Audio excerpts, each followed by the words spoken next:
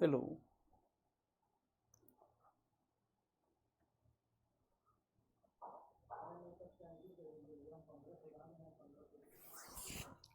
तो आज हम लोग, ओके थैंक यू, आज हम लोग मेरा ये है कि थ्योरी ऑफ इक्वेशन मैं स्टार्ट करना चाहता हूँ।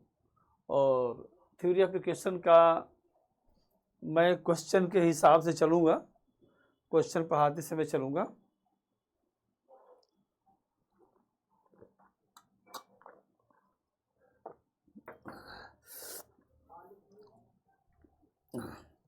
तो थ्योरी ऑफ इक्वेशन में दो चीज़ें बता दें हम आपको कि थ्योरी ऑफ इक्वेशन में जो आजकल चीज़ें हैं खासकर हम लोग पढ़ाई करते हैं टीजीटी पीजीटी पे ज़्यादा मैं लोकेट करता हूँ। तो टीजीटी पीजीटी में आपका थ्योरी ऑफ इक्वेशन है, और जबकि आईआईटी वाले जो परीक्षा देते हैं उसमें आपका ये थ्योरी ऑफ इक्वेशन आपका और दूसरा क्वाड्रेटिक इक्वेशन,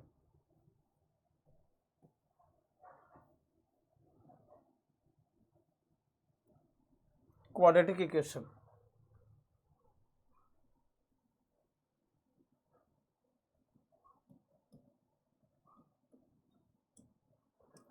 तो जितनी भी बुकें आजकल लिखी गई हैं जिसको खासकर लड़के जो जिसका यूज करते हैं, जिसको ज़्यादा प्रेफर करते हैं, उसमें ज़्यादा चीज़ें आपकी क्वाड्रेटिक इक्वेशन से संबंधित दी जाती हैं, जबकि आपके टीजीटी पीजीटी में जो है आपका थ्योरी ऑफ इक्वेशन से संबंधित चीज़ें हैं। इसमें सबसे पहले हम आपको बताने की कोशिश करेंगे कुछ चीज़ें कि बहुपद किसे कहते हैं, पॉलिनोमियल किसे कहते हैं, इक्वेशन किसे कहते हैं, इन इक्वेशन किसे कहते हैं और आइडेंटिटी किसे कहते हैं। तो सबसे पहले हम आपसे इसमें जब चर्चा करेंगे तो सबसे पहले हम बात करेंगे what do you mean by the polynomials. Polynomials क्या है और दूसरा फिर इक्वेशन किसे कहते हैं,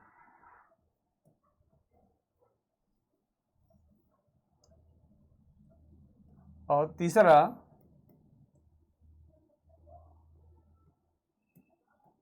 इन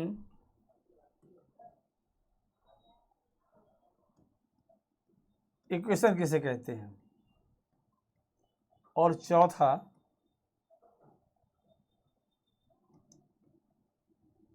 आइडेंटिटी किसे कहते हैं। पहले मैं इसकी बात करूंगा, इसके बाद हम शुरू करेंगे इक्वेशन।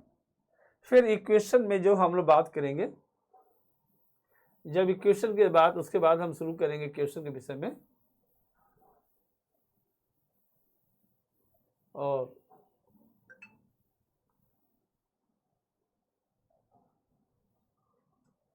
इसके बाद हम शुरू करेंगे इक्वेशन में। फिर इक्वेशन में हमको इतनी चीज़ों की ज़रूरत पड़ेगी जो इक्वेशन है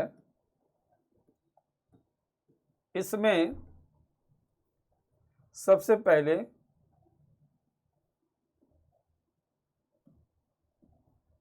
डिग्री किसे कहते हैं, इसके बाद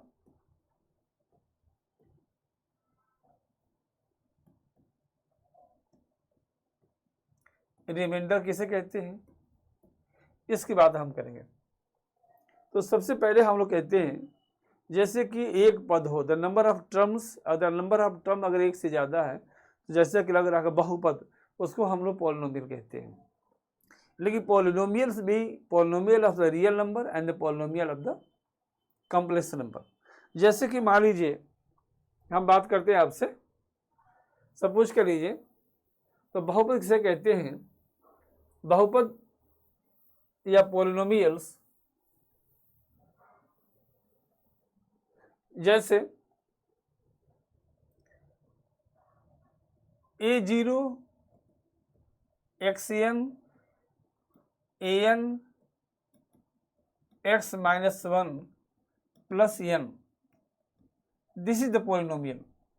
और यदि a0 और x, a0, a1 और a2 अगर ये सारे आपके रियल नंबर है, so that is called the polynomials of the real variable.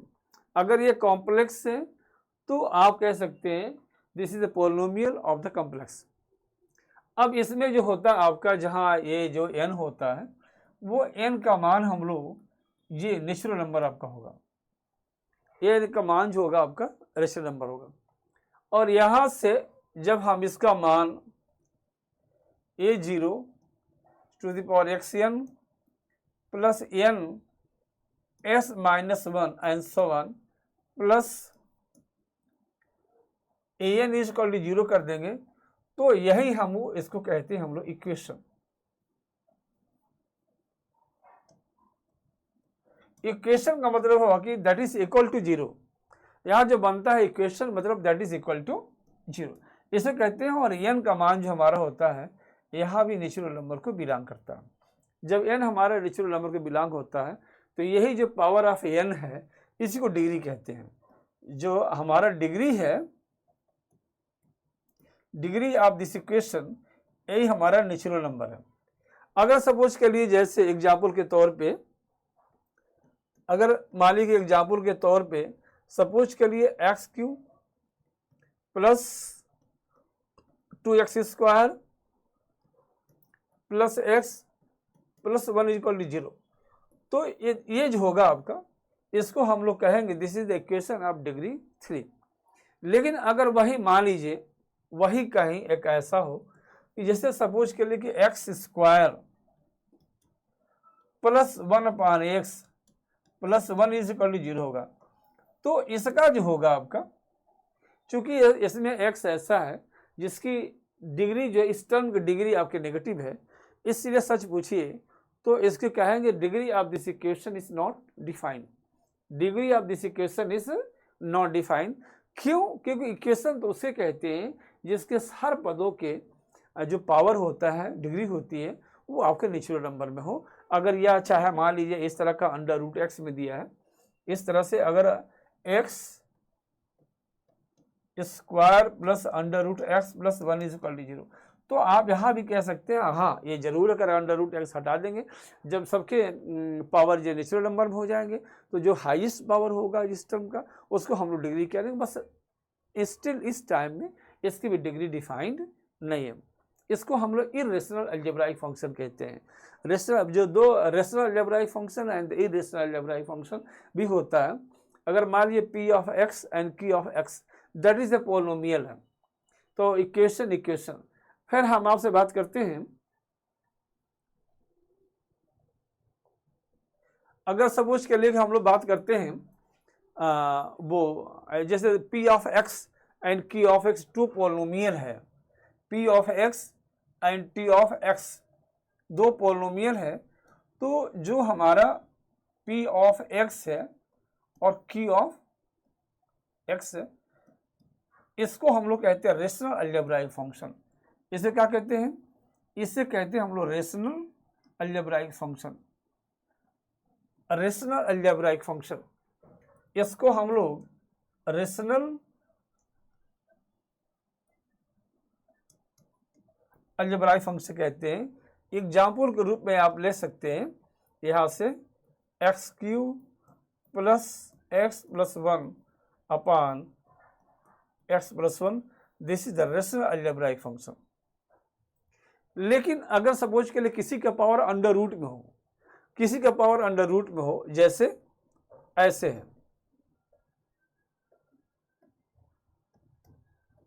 जैसे x cube plus upon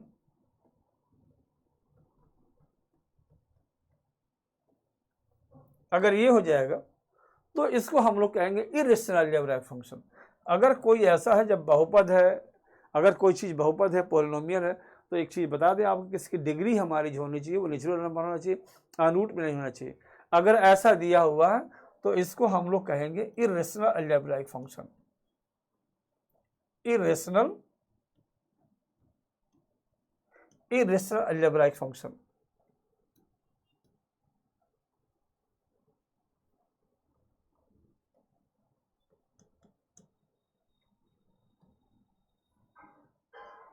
irrational algebraic function. So this is called the irrational algebraic function और that is called the rational algebraic function. बहुपद किसे कहते हैं? जब एक से ज़्यादा टर्म हो उसको बहुपद कहेंगे. पॉलिनोमियल कहेंगे जब पॉलिनोमियल को हम इक्वल टू 0 के बराबर कर देते हैं, हम लोग उसको इक्वेशन कहते हैं. Suppose that f of x, और जो इक्वेशन होता है so that is satisfied, the equation is satisfied for the particular value of x. But question is here what do you mean by the inequation. Inequation में difference ये होता है कि inequation and identity, inequation and identity both are satisfied for more than कहते हैं more than an value of the x, या ये कह सकते हैं कि for the infinite number of x के लिए, इनफाइनाइट नंबर ऑफ वैल्यू के लिए जो है जो संतुष्ट होता है उसी इक्वेशन को हम लोग आइडेंटिटी कह देते हैं. और इन इक्वेशन भी जो होता है वो अनंत मान के लिए संतुष्ट होता है, बट एक पर्टिकुलर मान में होता है क्योंकि इंटरवल में होता है. जबकि आप जो वो आइडेंटिटी है वो भी अनंत मानों के लिए संतुष्ट होता है. So that is also the satisfied for the infinite value, but infinite number of value, लेकिन वो एक ब्रैकेट में नहीं होता है, एक इंटरवल में नहीं होता है. तो फिर हम लोग कहेंगे कि व्हाट डू यू, अगर हमसे पूछा जाए कि हम लोग किसे कहेंगे, अगर कहा जाए कि आइडेंटिटी क्या आती है वो inequation. Inequation what is the inequation, what is the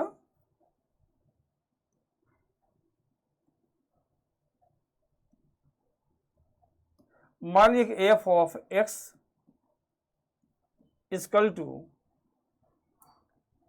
a0 xn an xn minus 1 and so on plus an. तो ये जो एफ ऑफ एक्स की वैल्यू होती है ग्रेटर देन 0 हो, या एफ ऑफ की वैल्यू लेस देन 0 हो, या एफ ऑफ एक्स का मान ग्रेटर देन 0 हो, या एफ ऑफ एक्स की वैल्यू लेस देन 0 हो. तो ऐसी स्थिति में इसको हम लोग इन इक्वेशन कहते हैं. F of x is an polynomial where f of x greater than 0, f of x greater than 0 और less than 0, but is not equal to 0. तो इसको कहते हैं हम लोग इन इक्वेशन. और इन इक्वेशन भी जो होता है वो इनफाइनाइट नंबर ऑफ वैल्यू के लिए संतुष्ट होता है, लेकिन हो सकता है इनफाइनाइट नंबर ऑफ वैल्यू के लिए संतुष्ट हो सकता है, बट एक इंटरवल में होगा. आइडेंटिटी कहते हैं कि identity is an equation which satisfied. जैसे कभी कभी हम लोग इन इक्वेशन का लेते हैं, आप देखिए कि x square minus 1 greater than 0, या sine x is greater than 1/2. तो आपका क्या मान होगा.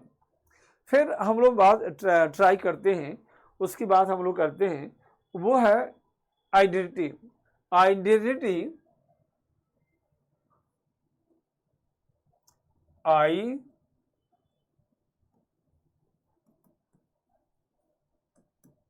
identity which satisfied for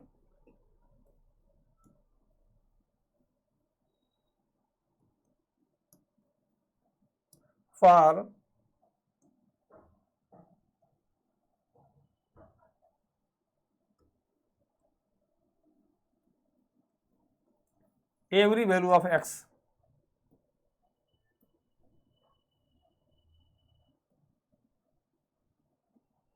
Which is satisfied for the every value of x. ये जो होता है इसके जो नंबर ऑफ सोल्यूशन होते हैं, इसके जो नंबर ऑफ वैल्यू होते हैं वो भी इनफाइनाइट होते हैं. इन इक्वेशन के इनफाइनाइट होते हैं, बट इक्वेशन के जो होते हैं, जैसे मान लीजिए अगर हम कह सकते हैं एक्स स्क्वायर, बहुत सिंपल एग्जाम्पल, तो x minus 1 into x plus 1 लिख सकते हैं. तो इसको आप आइडेंटिटी कह सकते हैं, क्योंकि जितना भी मान आप रखेंगे, चाहे लेफ्ट हैंड साइड में रखें और चाहे राइट हैंड में रखें, यह ऑलवेज संतुष्ट करेगा. सो that is a type of A identity. तो आइडेंटिटी और इक्वेशन और इन इक्वेशन.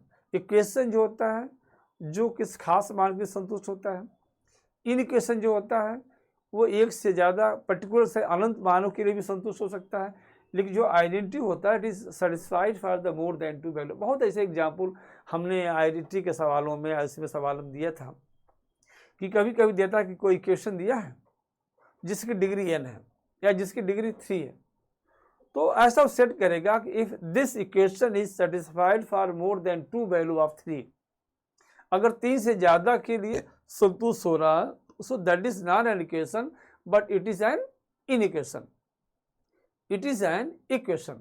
अगर कहा जाए कि कोई भी ऐसा सवाल दिया है, जैसे सपोज कर लीजिए, कभी कभी सवाल बीच में आता है, हम लोग चेक करते हैं, जैसे सपोज कर लीजिए कि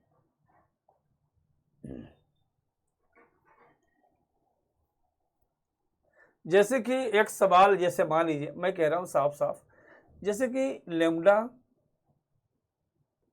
एक्स स्क्वायर, मान लीजिए हमने 2 लेमडा इंटू एक्स कर दिया, और मान लीजिए हमने कुछ यहाँ रख दिया, जैसे कि मान लीजिए हमने एम ही रख दिया।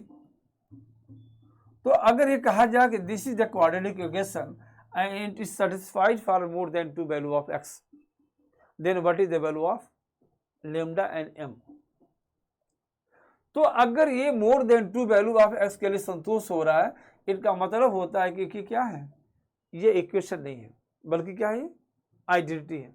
और यदि आइडेंटिटी होगी तो लेमडा का मान भी 0 होगा।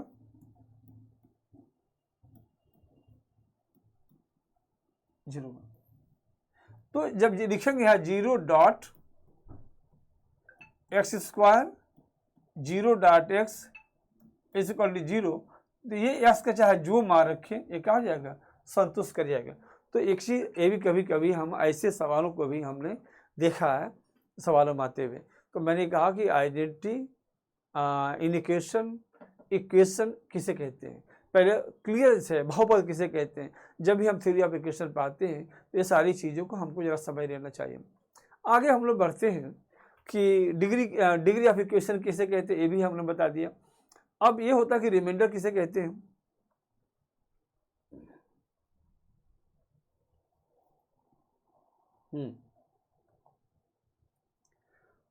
अगर कोई बहुपद दिया हुआ है, जैसे मान लीजिए ये f ऑफ x, ये कोई पॉलिनोमियल है, x and so on, this, और सपोज के लिए x माइनस अल्फा से इस पर डिवाइड किया, if it is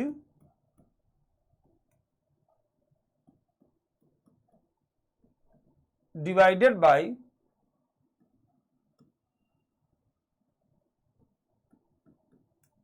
x minus alpha, तो आप इसको ऐसे लिखेंगे ना जी, f of x is equal to x minus alpha, और कोई px आएगा और रिमाइंडर आएगा।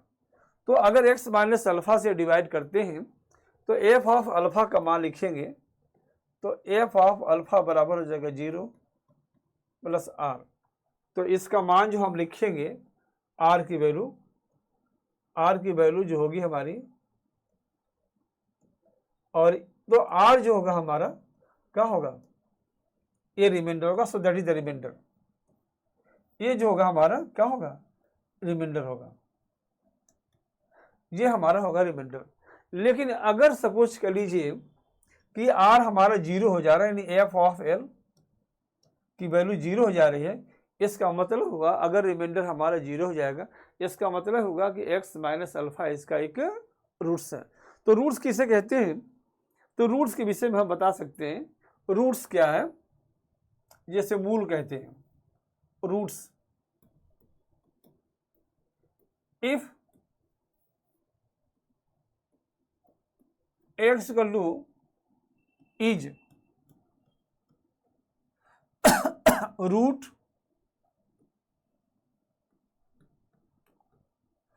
Of the equation,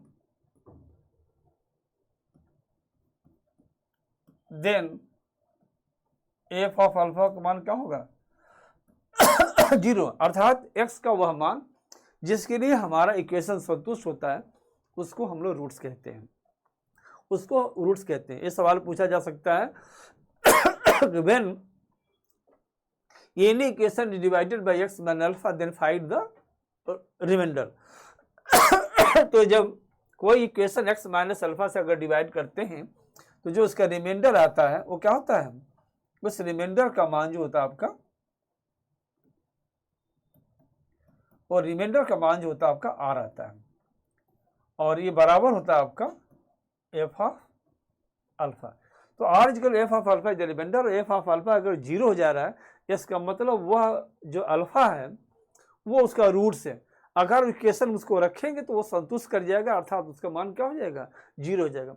when any equation is divided by x minus alpha, कोई भी इक्वेशन या बहुपद जैसे मान x माइनस अल्फा डिवाइड करेंगे तो रिमाइंडर हमारा होता है एफ ऑफ अल्फा।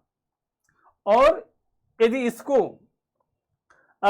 हम लोग इस रिमाइंडर को अगर सपोज कर एफ ऑफ अल्फा बराबर अगर ये 0 हो गया, इसका मतलब हो गया कि x माइनस जो x इक्वल टू अल्फा है that is the root of the equation, ये इस क्वेश्चन का रूट है।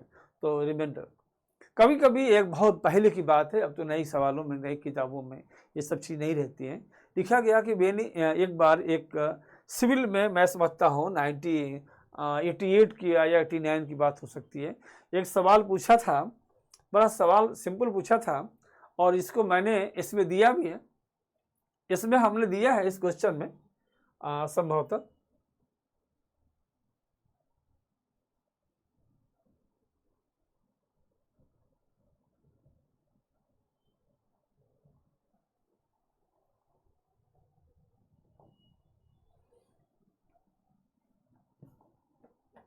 दिया हमने।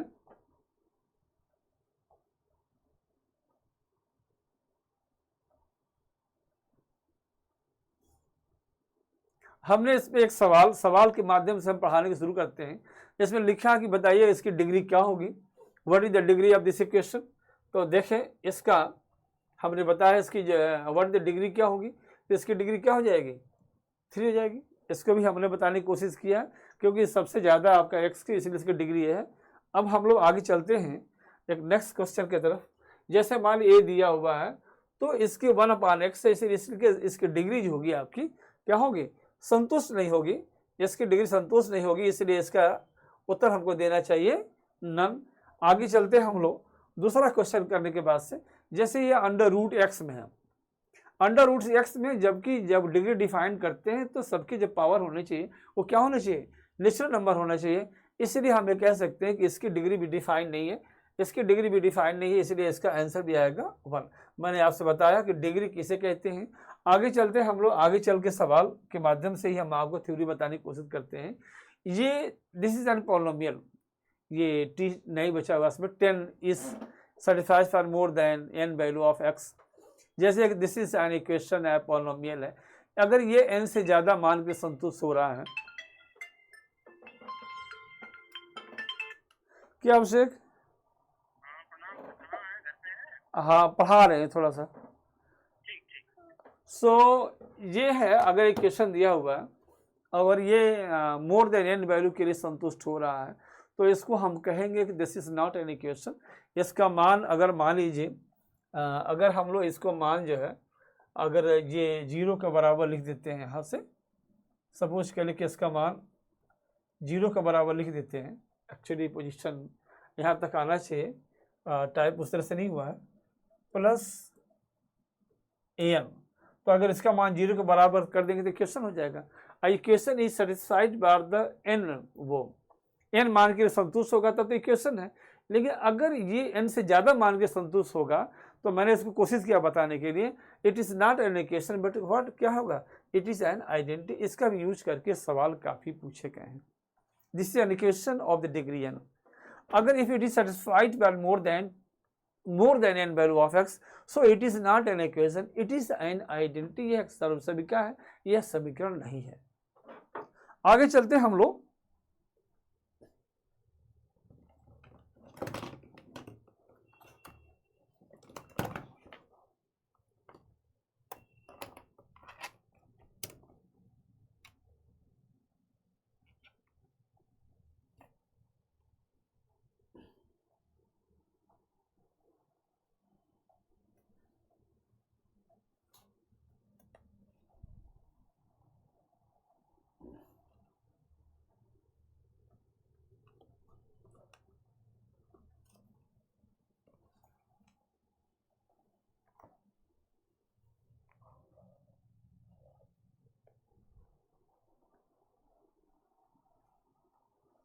चलें दूसरा निकाल लेते हैं।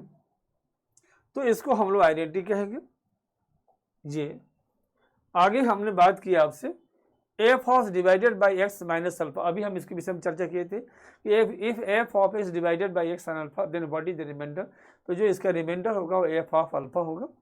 Then what is the remainder, ये जो होगा आपका एफ ऑफ अल्फा, इसका रिमाइंडर होगा। ये पूछा जाए ना पूछा जाए बात अलग है, इस तरह के सवाल। दूसरा सवाल थ्योरी को हमने बताने की कोशिश किया है। दूसरा सवाल देखें, ये दिया है कि f of alpha equal to 0। अगर f of alpha equal to 0 होगा, इसका मतलब then the roots of this equal to, जो इसका रूट्स होगा क्या होगा, एक्स इक्वल टू अल्फा हो जाएगा। X equal to alpha is an root of this equation. और आगे चलेंगे हम लोग, find the remainder when f of x. ये सवाल कभी सिविल में पूछा गया सवाल है, ये कभी सिविल में पूछे गए सवाल है। ये एक क्वेश्चन कभी आईएएस से पूछा गया सवाल है। इधर लगभग 40 सालों से इस तरह के सवाल को किसी इम्तहान में हमें पूछते नहीं देखा है कभी। देखिए बहुत ही इंपॉर्टेंट सवाल है, और मुझे जहाँ तक अंदाज है कि 1988 या 1990 में जब मैं खुद भी दे रहा था उसमें ये सवाल आया होता है, what is the remainder when f of x divided by x minus alpha. तो ये कभी न कभी x minus alpha into x minus beta this. तो इसको हम लोग हल करते हैं, तो लिखते हैं कि f of x equal to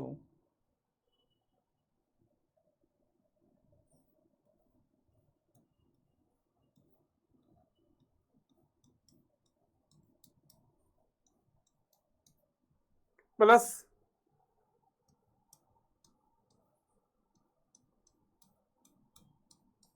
are.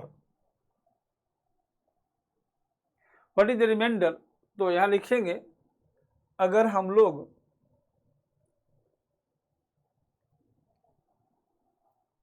F of alpha करेंगे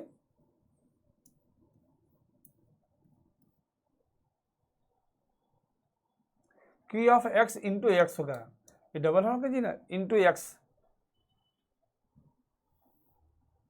इसको लिख सकते हैं प्लस की into x plus are.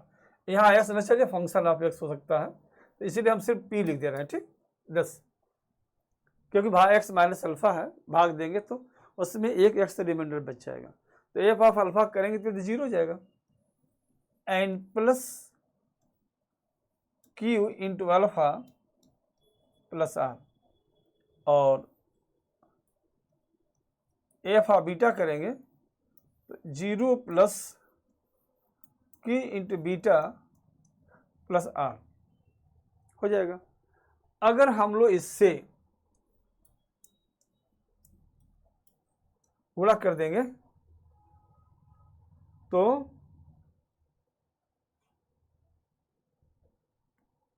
Beta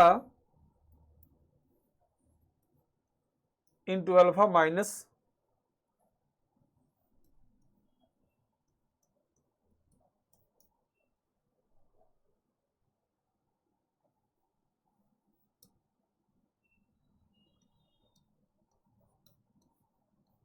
और आर का जो मान होगा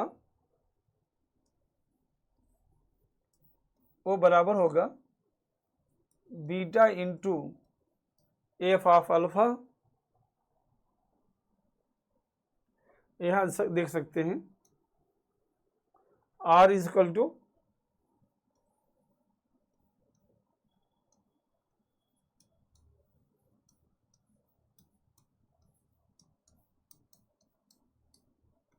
अपान beta minus alpha, upon beta minus beta into F of alpha minus alpha into F of beta upon beta minus alpha. इसलिए क्वेश्चन होगा आपका, इस इंपॉर्टेंट क्वेश्चन आज तक कभी पूछा नहीं गया सवाल, कभी सिविल वगैरह पूछे जाते पुराने सवाल हैं, ये कभी ऐसा नहीं कि ये सवाल पूछे नहीं जा सकते हैं। तो ये एक अच्छा सवाल, गुड क्वेश्चन, कभी सिविल में पूछे गया सवाल है। आगे हम लोग चलते हैं, एक बार और हम बताने की कोशिश करते हैं दिस। हाँ,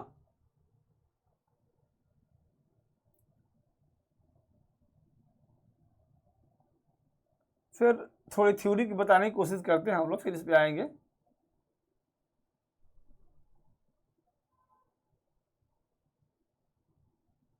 पहले मैं थ्योरी बताने की कोशिश करता हूँ, फिर आगे बढ़ता हूँ। आगे जो सवाल हमें बतानी है, एक चीज और नोट लिख सकते हैं कि अगर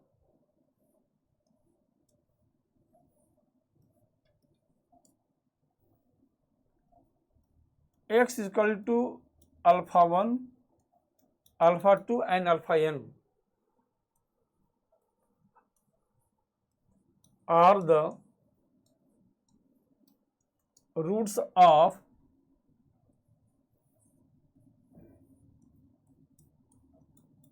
f of x equal to 0, तो जो f ऑफ x का मान होगा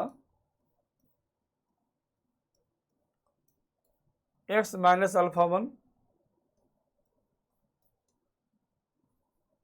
x minus alpha 2, x minus alpha 3 and this, जो फंक्शन हमारा f ऑफ x होगा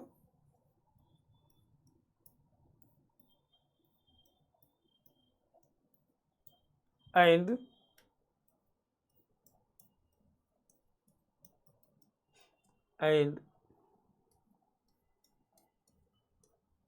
दिस। अगर अल्फा अल्फा 1 रूट्स हो तो हम लोग इसको इस इक्वेशन को हम लोग ऐसे लिख सकते हैं, एक बेसिक चीज है। इसमें एक चीज और आता है, if alpha 1 alpha 2 and alpha n are the roots of this equation. और कभी कभी अगर इक्वेशन के पहले कांस्टेंट दिया है तो इस कांस्टेंट को रख दें। जैसे कि मैं आपको छोटी चीज बता रहा हूं, जैसे सपोज कर लीजिए कि ये दिया हो, कभी कभी सवाल आता है जैसे alpha and beta are the roots of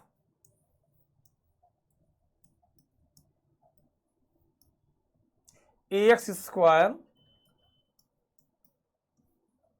bx plus C equal to 0। अगर alpha beta are the roots of X square B x plus C equal to 0, तो तब आप इसको लिखेंगे a into x minus alpha into x minus beta. तब आप इसको equivalent लिख सकते हैं ए एक्स स्क्वायर, बल्कि इसको पहले लिखना चाहिए, आप कहीं भी लिख सकते हैं, this a x square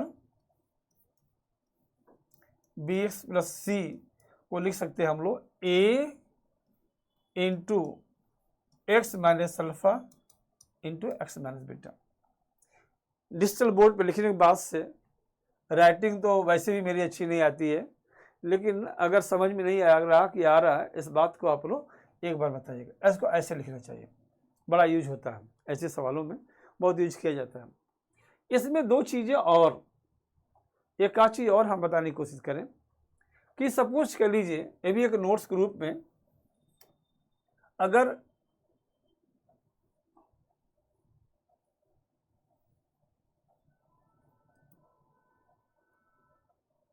if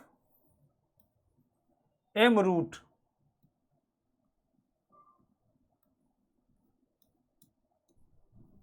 of R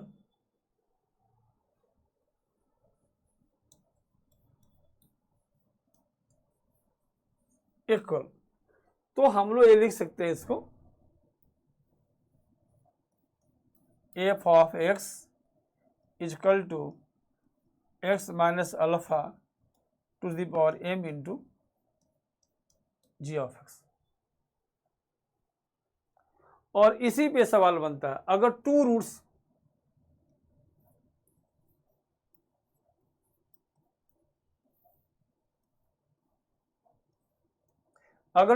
same है,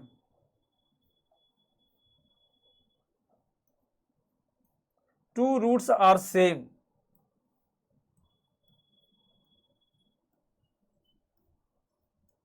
then equal to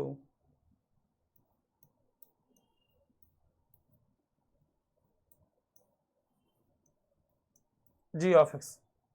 अगर इसके दो रूट सेम है तो एफ ऑफ एक्स को हम लोग ऐसे लिख सकते हैं। आगे इससे हम लोग कुछ और एक्सट्रैक्ट कर सकते हैं। वो क्या हो सकता है कि अगर हम लोग इसको डिफरेंशिएट कर दें तो लिखेंगे इसको हम लोग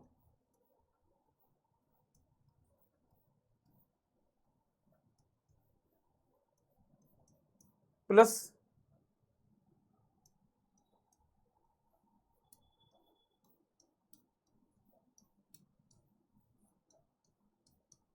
जी डैश एक्स, और तब जो होगा आपका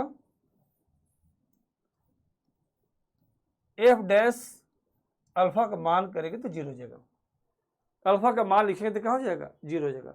सो एक कंडीशन आप निकाल सकते हैं कि इफ अल्फा टू रूट्स या if alpha is the double root of an equation then F dash X equal to क्या हो जाएगा, जीरो हो जाएगा। वो बात है कि एफ अल्फा भी जीरो होगा, एफ डैश अल्फा भी जीरो होगा।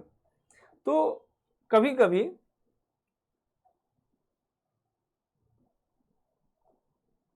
तो हम लोग लिख सकते हैं इफ एक remarks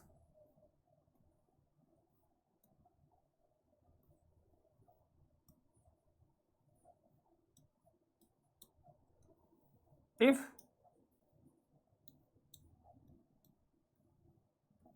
is the double roots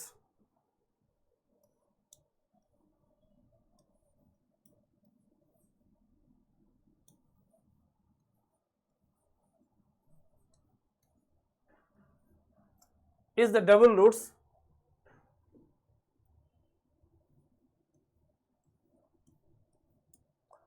of the function f of x equal to 0 then f of alpha by zero होगा और f डैश अल्फा का मान भी जीरो होगा। अगर कहीं मान लीजिए ऑप्शन में दे दोनों दे सकता है, ए दे सकता है, ए दे सकता है और ये भी दे सकता है,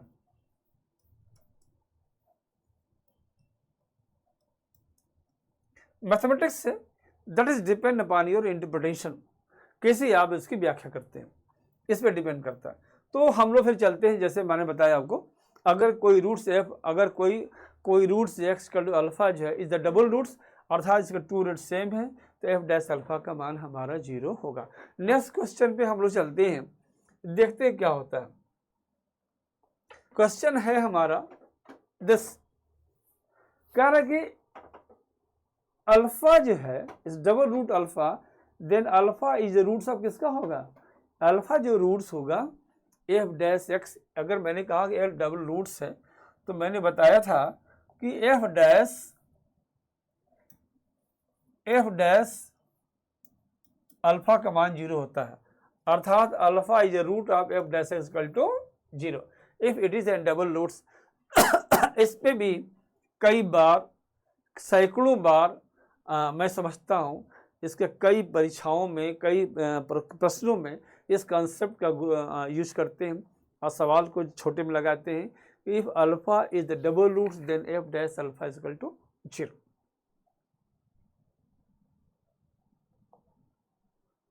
आगे चल के हम लोग उसी के हिसाब से चलते हैं और बहुत ऐसा बात है कि मैंने बहुत अच्छा क्वेश्चन, वेरी गुड क्वेश्चन, और इसको हम लोगों ने लगभग हर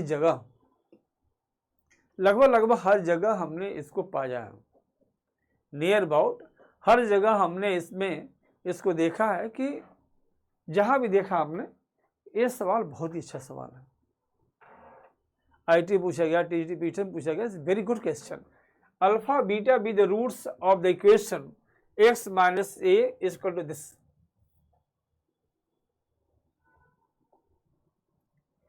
x minus alpha plus c is equal to zero. ये है alpha beta with the roots of the equation x minus alpha into x minus beta plus c is equal to zero, then the roots of the equation x minus alpha plus x minus beta plus c का मान क्या होगा। इसको मान सकते हैं कि जो f ऑफ x है, गौर करिएगा, अगर किसी alpha beta with the roots of किसी के इक्वेशन है तो इसको आप लिख सकते हैं X minus alpha into x minus beta. If alpha beta is the roots of any equation, so we can write in such way f of x equal to x minus alpha into x minus beta. but f of gx है यहाँ, जो हमारा f of x दिया हुआ है वो क्या है, गौर करना पड़ेगा। ये हमारा है x minus a into x minus b minus c, और इसको लिख सकते हैं हम लोग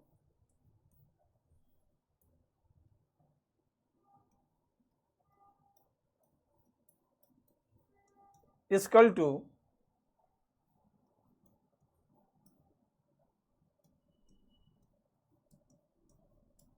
और इसको लिख सकते हैं हम लोग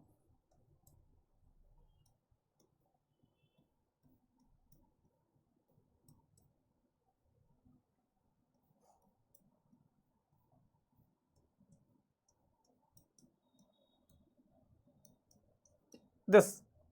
अर्थात इसके अभी एक क्वेश्चन हो जाएगा, और चूंकि इस रूप में लिखा जा सकता है इसलिए इसका जो रूट्स होंगे क्या होंगे, ए और बी होंगे। जो इसके रूट्स होंगे वो क्या होंगे, ए और बी होंगे। वेरी गुड क्वेश्चन, कई जगह पूछा गया सवाल है। और इस बात पे कि alpha 1 alpha 2 alpha n are root of the question, इसके विषय में आपको कई क्वेश्चन पूछे गए हैं, हमारे नोट्स हैं और हमारी क्लास नोट्स हैं, उसमें इस चीज़ का और बृहद आप देख सकते हैं कि हमारे क्लास नोट में बृहद कॉन्सेप्ट हमारा दिया हुआ है। जितना हमें कॉन्सेप्ट आ रहा है और क्वेश्चन के माध्यम से हम आपको बताने की कोशिश करेंगे। क्वेश्चन के माध्यम से हम हर चीज़ को बताने की कोशिश करेंगे। आपको रुक के जरिए बहुत जगह है इसमें करने के लिए। अभी तक हमने क्या बताया आपको, इक्वेशन, इनइक्वेशन, पोलिनोमियल, आइडेंटिटी, और कोई अगर अल्फा 1 अल्फा 2 किसी फंक्शन के रूट्स हैं तो क्या लिख सकते हैं, अगर कोई रूट्स डबल रूट्स हो तो क्या लिख सकते हैं, और इसमें अभी इतने तक कॉन्सेप्ट हमने बताया। और x माइनस अल्फा और x माइनस बीटा से डिवाइड करते थे रिमाइंडर का आएगा, x माइनस अल्फा डिवाइड करते रिमाइंडर का आएगा, अगर अल्फा उसका रूट्स दिया हो तो रिमाइंडर हमारा 0 हो जाएगा। इस तरह की बातें हमने किया। आगे हम लोग इस पे आधारित और भी न जाने कितने कितने सवाल हैं, और वेरी गुड क्वेश्चन है, इसलिए इसके माध्यम से आज क्वेश्चन हम आपको और बताने की कोशिश करते हैं, और बाकी आप कहेंगे तो फिर हम आपको इसमें से दे सकते हैं। जैसे इस वेरी गुड क्वेश्चन, लेकिन इसके आगे भी एक क्वेश्चन देखते हैं।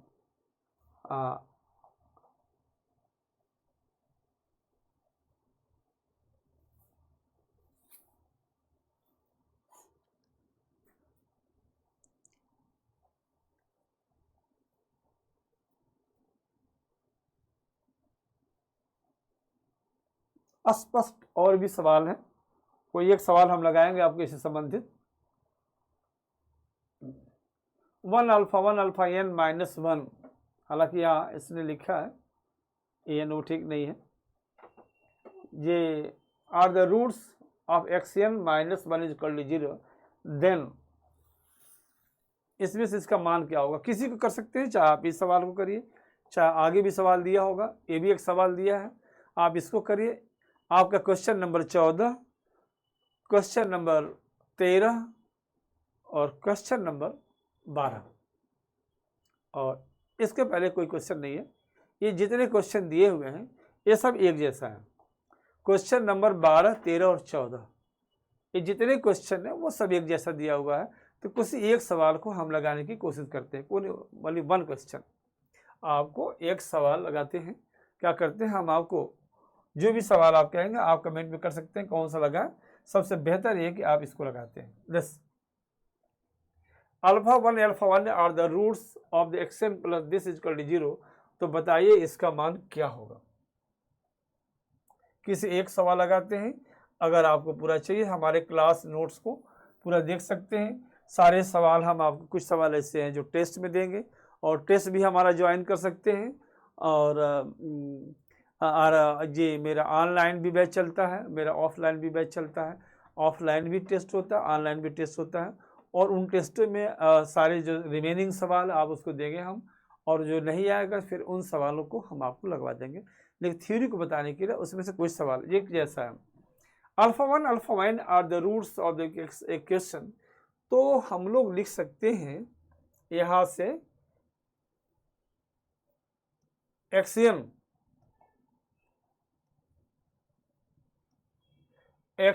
Plus NaX minus B equal to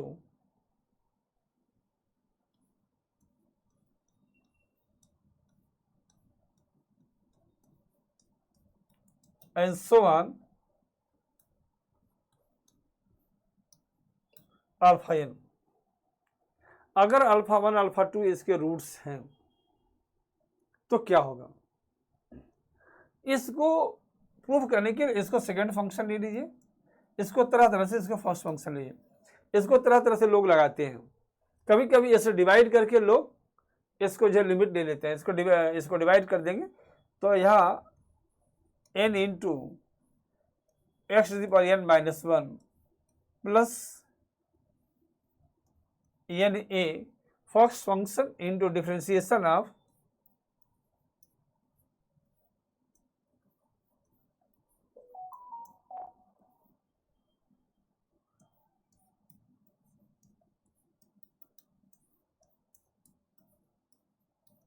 plus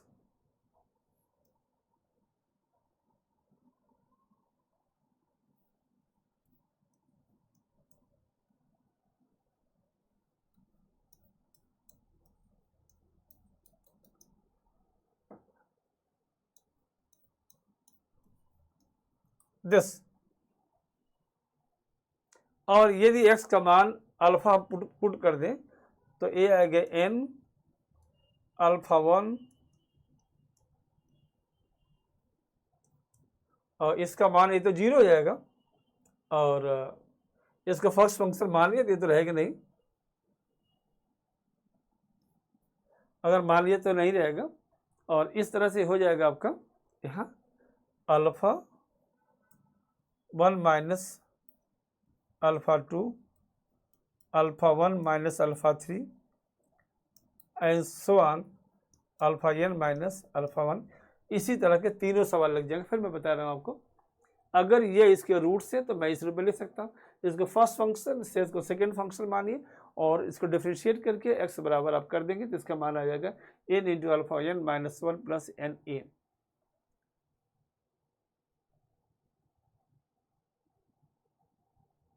n into alpha n to the power n minus 1 plus N A, n into alpha 1 ये हो जाएगा 10। नहीं तो मैं आंसर दे ही रहा हूँ 10। तो इस तरह से हमारा थ्योरी एप्लीकेशन का एक अच्छा शुरुआत होगा, एक ऐसा एपिसोड हो गया। और हम आपको कोशिश करेंगे, अभी लाइव तो नहीं पढ़ा रहे हैं, लाइव थोड़ी सी टेक्निकली फॉल्ट की चलते लाइव नहीं पढ़ा रहे हैं, लेकिन जो मेरे इस चैनल पे जो लड़के हमारे ऑफलाइन ऑनलाइन के भी बच्चे हैं वो भी इसको देख सकते हैं, और ऑफलाइन के बच्चे भी देख सकते हैं, और शेष जितने लोग चाहते हैं इस चैनल पे मैं 6 से 7 ही आऊँगा। और आगे फिर हम लोग बात करेंगे इससे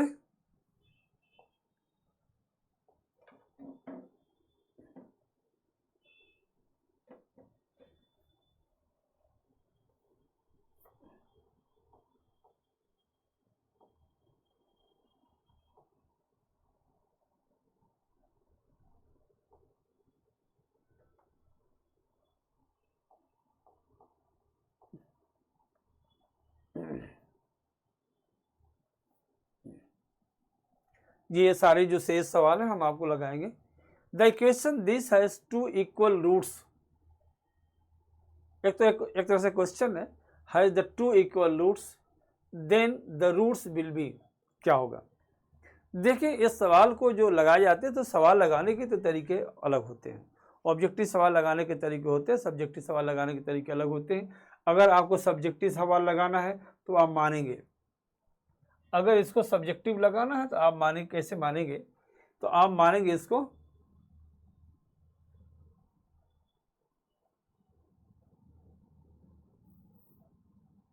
कि इसके root let alpha and alpha beta are the roots, फिर लिखेंगे alpha plus beta is equal to 0, फिर alpha square beta is equal to जैसा इसमें दिया है -2, फिर दोनों को हम लोग हल करके यहाँ से 2 alpha beta is equal to जो होगा हमारा -2 अल्फा होगा, फिर बीटा का मान आप इसमें रखेंगे तो -2 alpha Q is equal to -2 यानी अल्फा क्यू का मान 1 आएगा, तो अल्फा का मान इसमें 1 आएगा। अल्फा का मान 1 आएगा तो बीटा का मान आप यहाँ से निकाल सकते हैं, बीटा का मान आएगा -2, इसलिए इसका आंसर आएगा 1, 1 एंड -2, 1 एंड 1 -2। लेकिन जब आप ऑब्जेक्टिव सवाल लगाने जाते हैं, जब कभी आप ऑब्जेक्टिव सवाल लगाना चाहते हैं तो, लेकिन जब आप ऑब्जेक्टिव सवाल लगाना चाहते हैं तो आपको ऐसे नहीं लगाना पड़ेगा, आपको देखना चाहिए, ऐसे लगाना चाहिए कि तीनों का योग 0 होगा, इसका हो नहीं सकता, इसका हो सकता है, इसका हो नहीं सकता और इसका हो सकता है। इसमें 2 मान होंगे, लेकिन तीनों के जो गुणनफल होंगे वो माइनस में आएंगे, इसको करेंगे तो प्लस आ जाएगा। गुणनखंड जो करते हैं अल्फा बीटा गामा का मान जो आएगा यहां से ये आएगा -2, यानी माइनस में आना चाहिए -2, तो इसको करने +2 हो जाएगा, बस ये बचा, इसलिए इसका आंसर क्या होगा, सही होगा। ये तो बहुत ही भाई देवे, तो इसका कैलकुलेशन बहुत इजी था, तो ये सब सवाल बड़ी जल्दी लग जाएगा, बहुत इजी कैलकुलेशन है।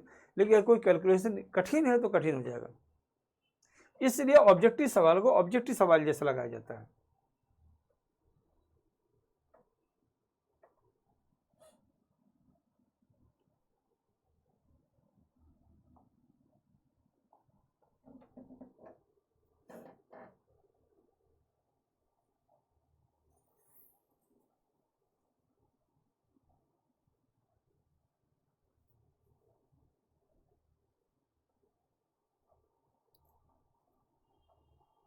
अभी इस तरह की थ्योरी मैंने तो आपको बताया नहीं कि इस तरह की थ्योरी कैसे लगाया जाएगा, जैसे उसकी थ्योरी हम बताते हैं फिर देखते हैं।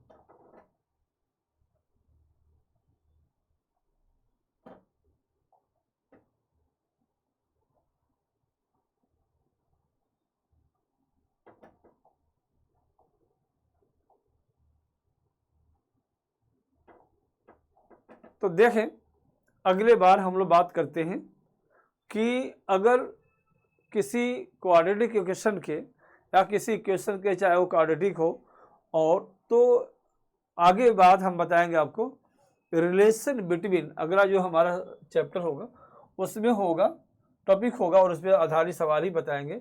आगे हम दूसरे दिन बताएंगे रिलेशन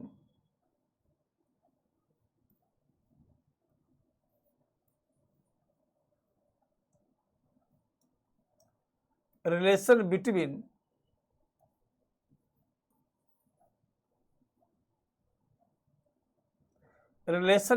द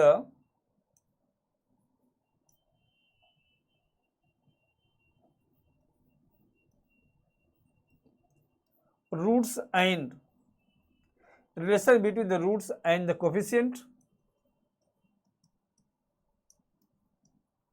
और दूसरा कि अगर रूट्स एपी में हो तो कैसे मानना चाहिए, एसपी में हो तो कैसे मानना चाहिए, जीपी में हो तो कैसे मानना चाहिए, और कैसे कंडीशन निकाल के सवाल लगाते हैं।